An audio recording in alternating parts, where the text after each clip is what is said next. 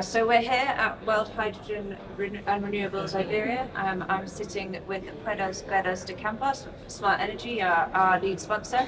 Hi, Pedro. Hi, it's very nice to meet you here. Yeah, you too. So would you like to start with introducing yourself and Smartenergy? Sure. So my name is Pedro Guedes de Campos, as you just mentioned. I'm Director of Business Development for Hydrogen within the company. The company itself was founded back in 2011 on renewables, basically. It's a investment firm, Swiss-based investment firm dedicated to renewable energy.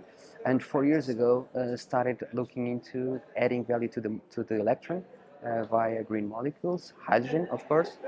And with that in mind, also navigating a little bit on the Hydrogen Valley concept, trying to develop projects from scratch, from a blank page. And basically, I joined in February to lead these activities in terms of business development across the different geographies. We have offices in local teams in Portugal, Spain, Italy, and Germany. And we have the headquarters in Zurich, in Wollerau, where I'm based. Okay, great. And so there's been much discussion already today about kind of the opportunities within the Iberian market.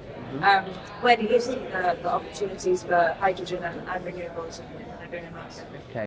Um, well, the Iberian market came naturally because of the great sun and wind conditions that we have here locally, but it came also naturally for the company because we were already developing PV and wind in this geography. So it's only natural that the next step would be to have hydrogen.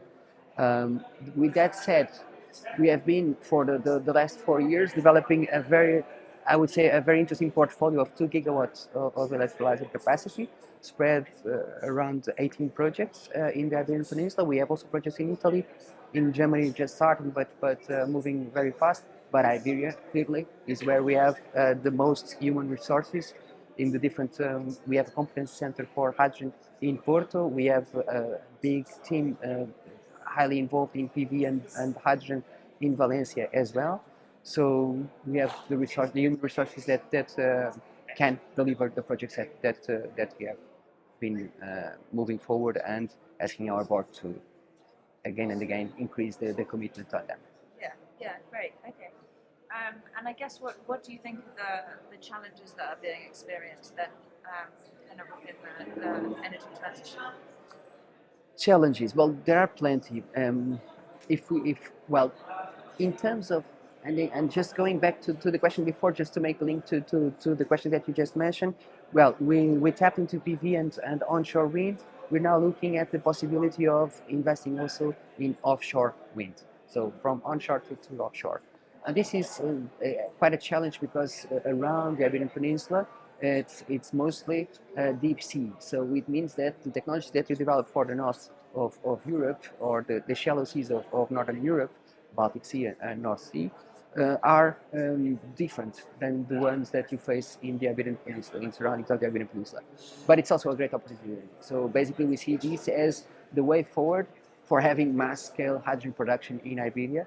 Otherwise, we will be constrained at very soon, which plays in our favor because that's what we do, right? We develop projects to feed our hydrogen and so on. So with that in mind, this is a challenge that we will address ourselves, and that's how we create value. Keep on mitigating the risks in-house so that our products, our solutions make sense for the outside world. Challenges. The challenge here is always the cost of electricity, because actually everybody speaks about capex of the electrolyzer, so the investment cost on the electrolyzer and how it has to drop, and for sure it will drop. But the big issue is the OPEX, the cost of the inputs that you bring along on an annual basis, and that's basically the levelized cost of electricity. So with that in mind, 70% of the cost of hydrogen is this electricity, and at some point there will be a need for subsidizing at least part of the value chain. If you ask me, as an investment firm, I prefer not to deal with subsidies at all, because it blurs a little bit the picture for the investor. But of course, to make it a viable business case and attractive internal rates of return, you do need to cater for that at some point. So the challenge is how to create a competitive subsidy scheme that, on the one hand, does not is not bigger than the existing schemes, hidden subsidy schemes that exist for fossil fuel, and on the other hand, enables to create a market that will allow the scale up of renewables in such a way that they don't lose money. Because in the end, if you can always argue that the electric system will require a lot of installed capacity, you could, but in the end, we're all trying to optimize the capex so that the burden doesn't fall on anybody. It's shared in an efficient way. Okay, great. So, in terms of your projects that you're working on at the moment, is there anything specific Smartenergy's?